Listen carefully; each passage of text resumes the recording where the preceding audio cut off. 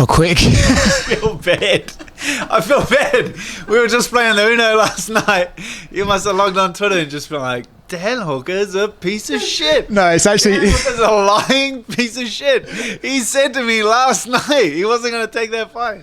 No, Brett Okamoto texted me going like, oh, I just saw your Dan interview's gone up. You guys talk about how he got the fight? I was like, no, we said how he's not taking the fight. He was like, oh, well, he's taking the fight. I was like, no. And then I saw the fucking thing go out. I was like, you motherfucker, Dan.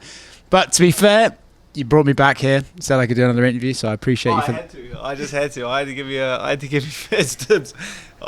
We say you played a great game of Uno, killed 45 minutes, wasted an hour and a half of your time, and then I completely derailed the interview. So I apologise. So for the people who haven't seen, last night you said that you would take that Islam fight, but you'd have to go back, quarantine, work out in lockdown, and all that sort of stuff. So you felt the fight could happen in December, but maybe not in October when they wanted it. So after I left the room, presumably something immediately fucking happened. What happened after I left? What changed since last night?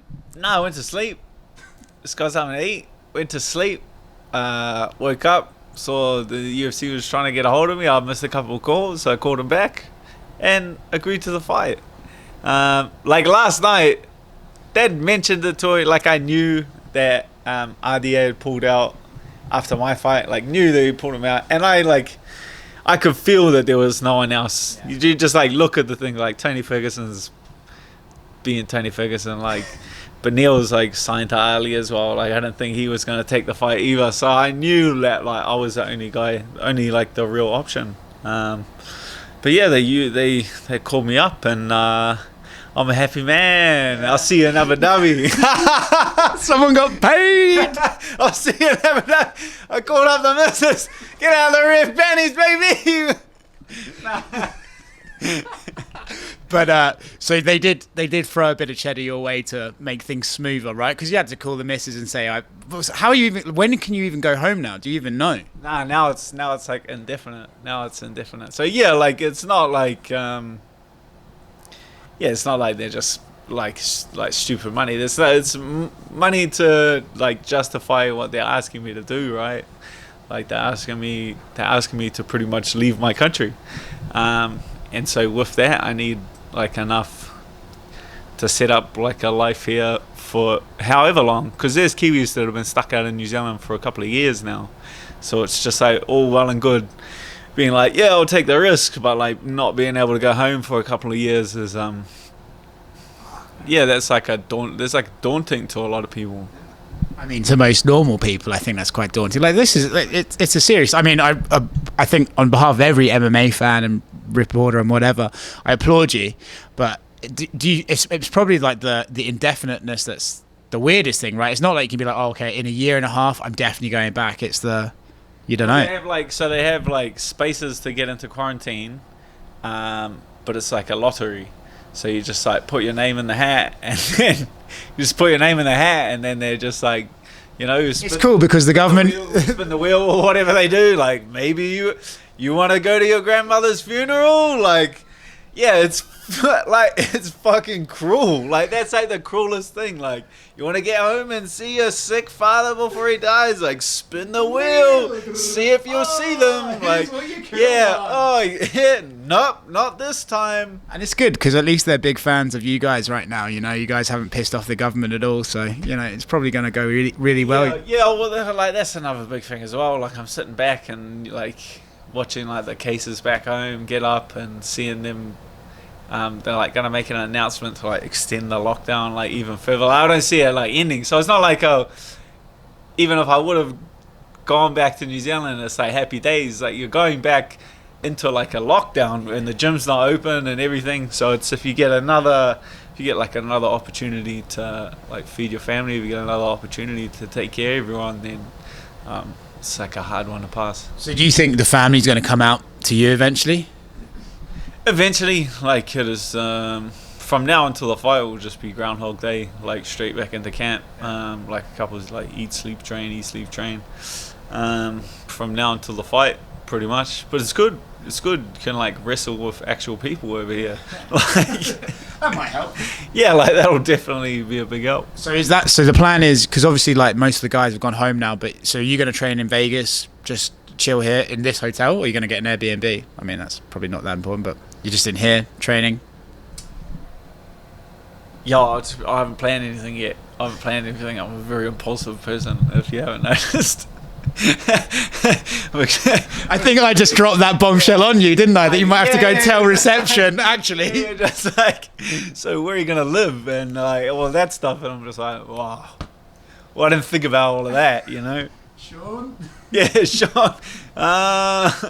And a place to stay. So the plan is train here and then go straight from here to Abu Dhabi and have the fight and then work it out from there, probably. Yeah, probably like wing it from there. Like we'll see whether you come back to the US or like fly the family out to Dubai or Abu Dhabi. Like I really, this is the most thought I've put into this part of the plan. I can see the eyes like going, oh shit. Yeah, and there's a lot of moving wheels to this. Right, let's talk about the fight itself. Islam is like the big bad guy in the division that no one wants to fight, right? You said last night that, you know, RDA was up for it, you were up for it, and other than that, there doesn't seem to be that many people really calling his name. What is it about Islam that makes you so comfortable in taking the fight? Yeah, he's got like a bit of the Khabib mystique has like rubbed off on him, and his last few performances have been like fairly dominant. Like I've trained with Drew, and the way that he fought Drew was pretty decisive. Even his last fight, like he came out there and it was pretty like dominant fight. So there's definite skill there. But I would love to be the first one to get out there and just make him look human, because I know we all are. Like that's the funny thing about it. Like people can say whatever they're gonna say. Like, oh, this guy's unbeatable. This guy's untouchable. I've been in the gym with these guys. You know, like they all bleed. They all get tired. They all get injured. They all get hurt. And I know I can put anyone's lights out. So to everyone else, he's kind of a mysterious character that's like got a lot of mystique and invincibility. To me, he's just another body. Is this one of those fights where it's like, well, there's no ambiguity into what he's going to do, right? We all know that he's going to come out there and try and take you down, try and wrestle you. So does that make your preparation easier, or is it harder because you have to do the same thing every day? Or do you even not worry about it and just focus on what you do? Yeah, oh man, I haven't wrestled in ages, so it's been good. Let's not say that on camera. I already have. So it's like, yeah, I was like that whole last 4 or 5 weeks of that. Yeah, like the last month of the camp, like I hadn't done any wrestling. So yeah, that's like 5 weeks where I haven't done any wrestling. Although my fight was like the most wrestling I'd done in over a month and a half. So it'll be good. Get a bit of like wrestling in, wrestle every day. I feel like I showed like a bit of it in my fight. Like people go like, "Whoa, he's not just a striker." It's like I'm like, yeah, I know that. Like I know that. So it'll be quite good to get out there with a fighter of like Islam's caliber and respect and prestige in wrestling, and just prove to everyone with a guy like that where my grappling stands on the world stage. I feel like the UFC, I mean, they're paying you very nicely, but I feel like they probably feel like they owe you one for this, right? So if you beat Islam, where does that put you? Who are you fighting next? What do you think that does for you in this division? Just the feeling I get off of it is they're like so desperate on getting Islam this fight, because they're trying to like, obviously like Dubai and that, there's like a huge fan base there, but they're trying to like get him to the title, right?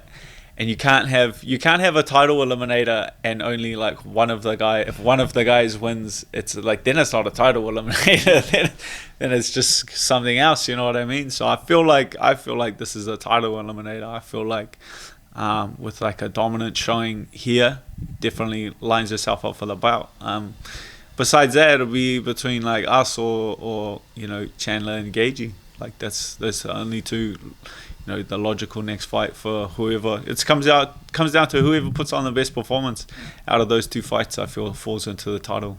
Do you think you can put on a show against Islam? Because he's the kind of guy that even if you win, I can imagine his style making it look a little bit ugly for a while. But do you see something where you're like, no, I can put some emphasis on this?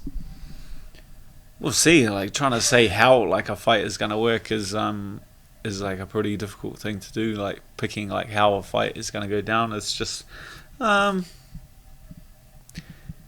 feel like just if I go out there and show that I can grapple with him, people will. So even if it's like a grappling fight, the entire fight, and there's no like big flying knee knockout or finish or anything like that, I feel like if I go out there and I prove that to everyone that I can grapple with Islam Makhachev, that's like enough. People will just be like, whoa, like that's it's definitely something that no one expects, but it's definitely something I know I'm capable of. I suspect this might be a similar answer to the living situation, but who's going to be in your corner?